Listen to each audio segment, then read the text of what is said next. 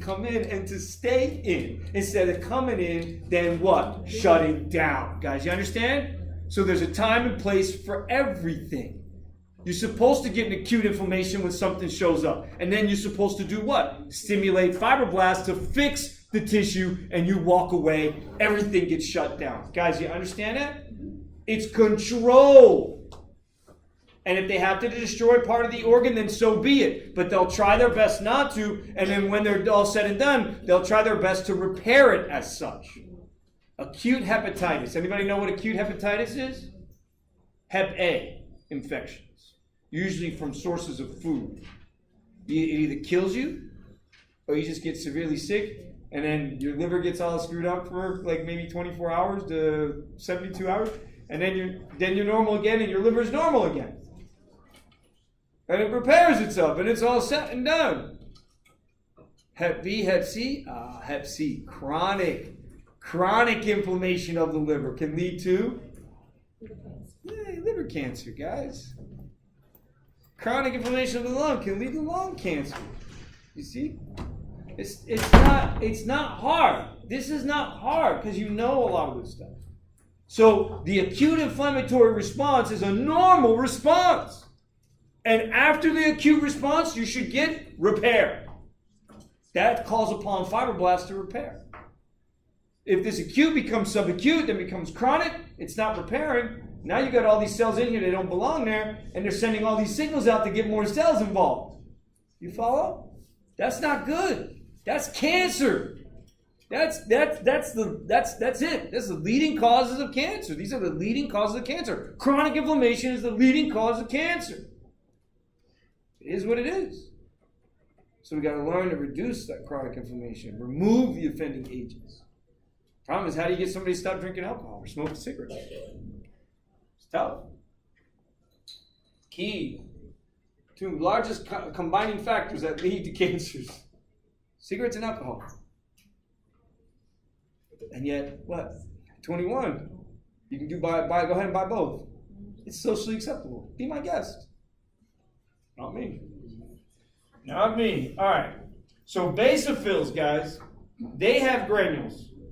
These are dark staining granules. They're basic staining granules because they have components in them. They have stuff like histamine and serotonin, which are local inflammatory mediators. Did everybody hear me?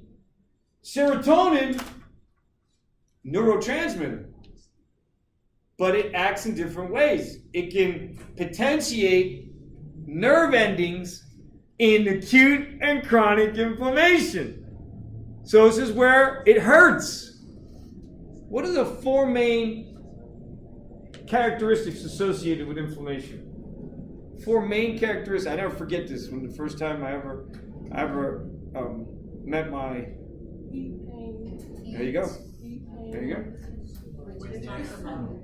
Color. Dolor. Rubor. And what? Two more. An increase in heat, an increase in pain, an increase in fluid or heat, right? Redness and heat, and then an increase in swelling. See that? Those are the four indicators of inflammation, guys. Now, who is doing this? They all are. The chemokines can act to cause significant changes and produce the increase in heat, the increase in pain, the increase in redness, and the increase in swelling. Okay? So this is increase in heat, an increase in pain. That pain is potentiated by serotonin. The rubor is redness, an increase in redness. You can see it. It's erythematous. Erythematous. That's a fancy term for blood supply is increased because it's vasodilatory. Blood vessel opened up. Because why? Because the chemical mediators involved. There's chemokines and there's lymphokines.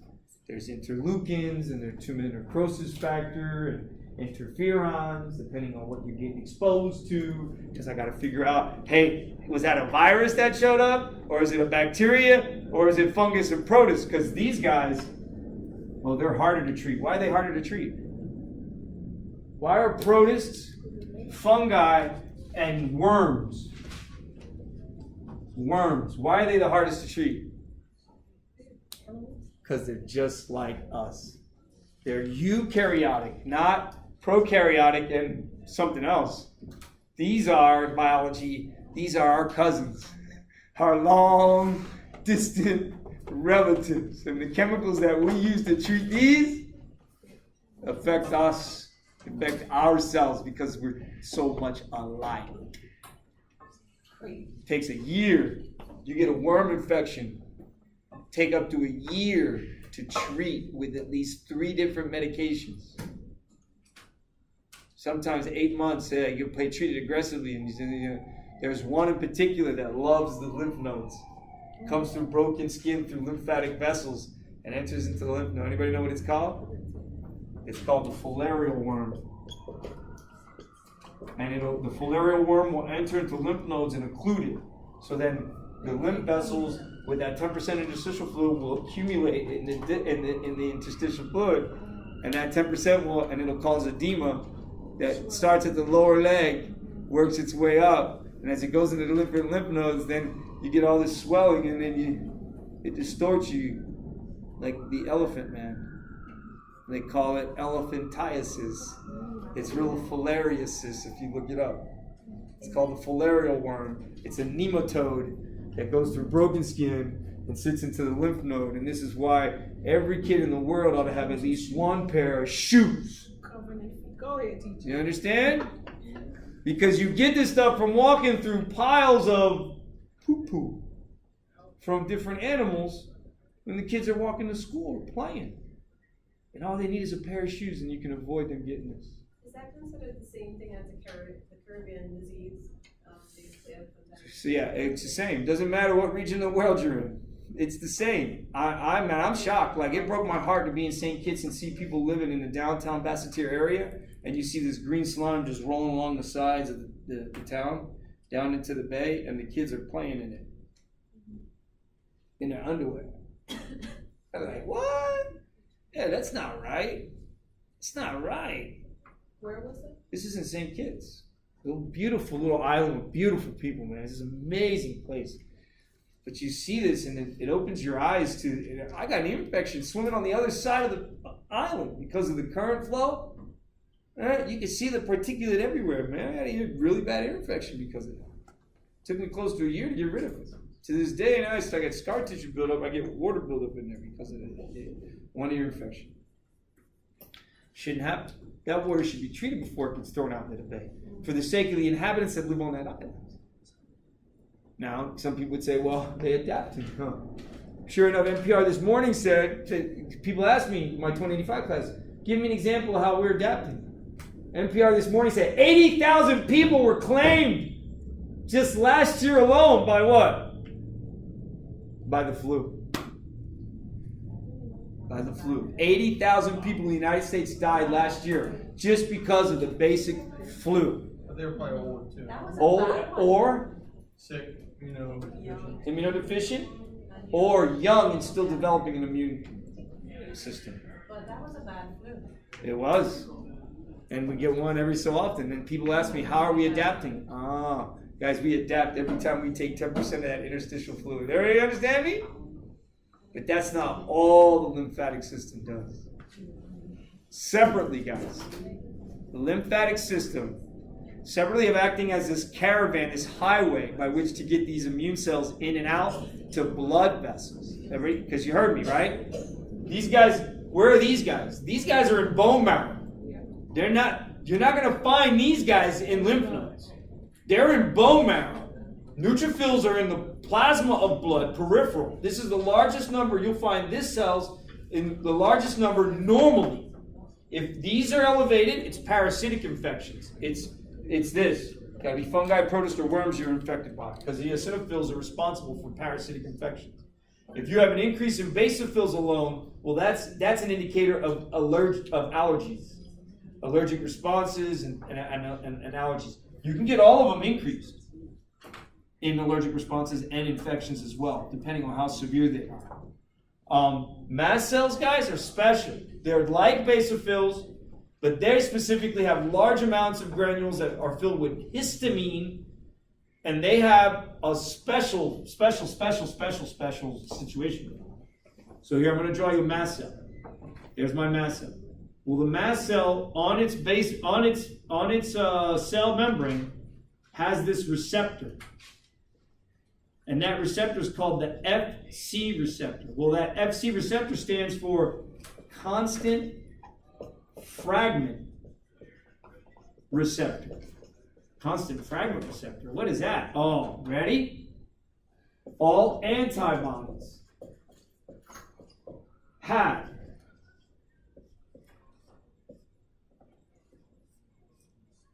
this area here and here that they refer to as variable regions, and then these other areas that they refer to as constant regions.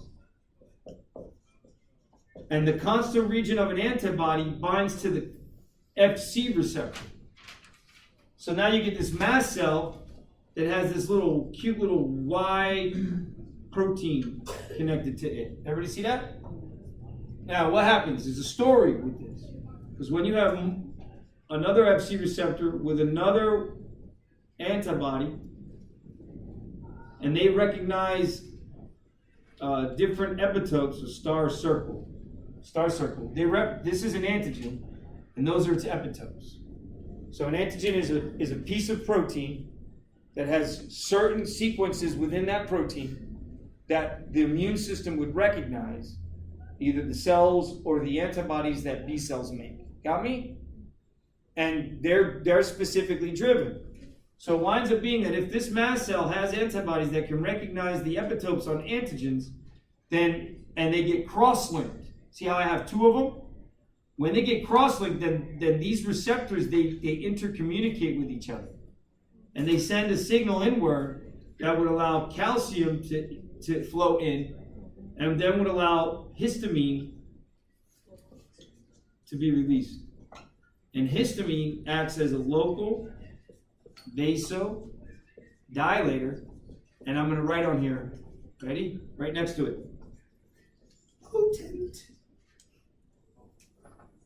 Potent local vasodilator. So when I want my basophil to release histamine in the connective tissue of skin, if skin has been broken and I suspect that there's bacteria there, and then the macrophage is releasing chemokines called the neutrophil in, and then the neutrophil is chemiotactically following that chemical signal through bloodstream, finds the site of origin, because the histamine caused the dilation and the chemicals called it into play, which would then allow it to diapedese and marginate and squeeze in and then find itself in the connective tissue along with that basophil, along with that macrophage, along with that fibroblast. It would remove that offending agent and then tell the fibroblast, get it done. Fix the skin, let's get it done, let's repair it. Boom, we're done. That's normal. Anytime you cut yourself, this is what's happening. You shave today, right? I shave normally. Sometimes I bleed like a stuck pig, right? Take me like 30, 40 minutes to just get it to stop bleeding, and then it's still. But that moment that happens, guys, in the connective tissue, in the dermis of skin, you've got macrophages, fibroblasts, and mast cells already sitting there. They're waiting for something to happen. You ready today, boys? Man, I'm ready every day, 24/7. You understand? Like the U.S. military, always on call. All you gotta call away. All you gotta do is just digit me up, man. Digit me up. I'm there. You follow? That's how it is. I would tell you guys and recommend you guys this weekend. Go watch Osmosis Jones. All right, Osmosis Jones is an amazing movie. It's gross. It's funny. And you'll learn so much about the immune system by watching that movie, because it is. They're like the patrolmen. You got your police officers, and you got your SWAT, and you follow. You got your special, and then you got your normal defense. All right? These guys are your normal defense. These guys are your special, But there's overlap between the two, and they're always communicating. Otherwise, it'd be an ineffective response. Yeah? Non-specific versus specific immune response, but there's overlap in between. Now, I didn't write what the lymphocytes do, but sure enough, there's three major ones that you concern yourselves with. The NK cells, which help fight cancer. These are the cells that keep our cancers at bay. They go around looking for cancerous cells and destroy them regularly. Right? You always have them. You never stop having them, because if you stop having them, then you're going to die of some kind of cancer. You got me? Then you get your T cells and your B cells. And your T cells, where there's two types, there's CD8 positive, they'll become the cytotoxic T lymphocytes. There's CD4 positive, and they'll become type 1 helper versus type 2 helper. And then your B cell will become a plasma cell. That plasma cell will make one of 5 antibodies: IgA, IgE, IgD, IgG, and IgM. And IgA is put on the skin and mucose. IgD is found only on the B cell membrane. IgE is the one that does this whole thing with the mast cell. IgD and IgE are involved with hypersensitivity reactions. IgG, there's 4 types. That's the one that goes through the placenta. It's a monomer in blood. IgM is a huge pentamer in blood. It does not pass through the placenta. This is the main one that we will produce. It'll also be on the B cell. So the B cells have their own receptors. Well, guess what? So do the T cells. And this is what we're going to talk about. We're going to talk about B cells and T cells. Now, separate of this, guys, I want you to keep in mind, the lymphatic system is also involved with absorbs fat, soluble vitamins, A, D, E, and K, as well as essential fats, or dietary fats, I apologize. That includes saturated saturated fatty acids, unsaturated fatty acids, right? And polyunsaturated fatty acids. Of those fatty acids, there's one very important fatty acid called arachidonic acid. Arachidonic acid. It's a lipid. It's a lipid component of the membrane. Arachidonic acid. It acts as a local inflammatory mediator. I talked about that before. Remember? So we have histamine. We have the membrane of the cells. We got platelets that have serotonin and histamine release. We got fibrin in the blood on the blood side. We've got fibroblasts and we got macrophages on the other side. We got neutrophils want to come through. They got to communicate to do so. Epithelium has to open up. Then it's going to have to coagulate. So you guys understand what we're talking about here. There's this link between cardiovascular. Cardiovascular is the highway by which these immune cells get to the site of infection. If it's severe enough, remember the macrophage that left? He left to go to lymph node. He's going to find the dendritic cells in the lymph node and the B and T cells in the lymph node to then have them respond. CD8s will leave lymph node and migrate into tissue if need to. B cells will just chill up in the lymph node, become plasma cells, and start making lots of protein and release it. Guys, if I'm releasing protein, am I calcium dependent? If I'm releasing protein, am I calcium dependent? Yes. You see why we need bone? Separately, what? These cells all originate in bone, then they migrate to other areas, and we don't talk about that. So I want you guys to please read. This is 2 chapters. The first chapter is not all that long. So start reading the second chapter as well this weekend. The homework's already up. I'll put these videos up, I promise, today. Anybody not signing the sign-in sheet?